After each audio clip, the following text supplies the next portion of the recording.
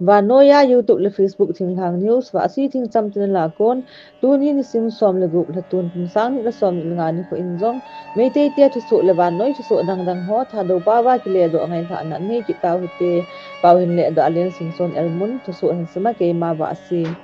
ma thang bang ho ki pur in PR bon lak thuma bela tha do ta ding tin me te news ma mi news manipuri in jong apong do in a hi Kuga River Station na nga pabib tisa in ekimudu egiti multunga pat poison kisa ahite din ehitin ekiseye. Brisbane ko ma traffic police on tinte glass kito gari ho akhap nge.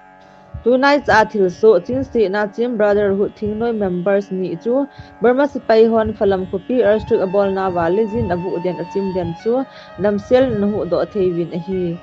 Team Brotherhood Land Force on Sagang Meiwe region chom chom ho a anti Junga resistance group chom chom ho to April 7 ni ko a falama Burma sipai junta sarkar juni la song group legit battalion base to lol hintin mila do ovin CNDF Team National Defense Force ten falam ton sit chu full control ball thin diu lampi hon pi hi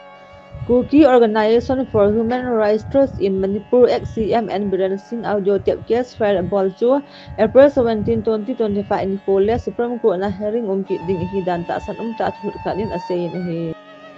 Ache sa April ni sim som la khat sun kim ni don thal vela thanlon sab division na leijang phai komi nunga kum som thumli a upa gamla a alung dam sa kimudo achu jan hi chun william na hitai China thu to ki mana ache sa April 13 2025 ha lang ni dan 130 chun ni agin chen na indi phaile na zodur organization le ku ki khanglai lom pi hon khona ni win hi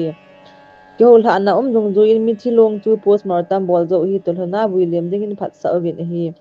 Sitothon chun kehol na dung zu in tol that pa kamal som sing su in sung mi ten menu na sung mi te ho dang kalak nga api di win ekinok to win hi dang kalak nga la chun lak ni api masa win April ni sim 23 2025 chan ge awat na lai lak thum chu api thin di win na kehol ta win hi Yutan chu hi tun ha tin na news ngayo muntina wa si thing cham tinal news ngai zo se na bon sa win mangpha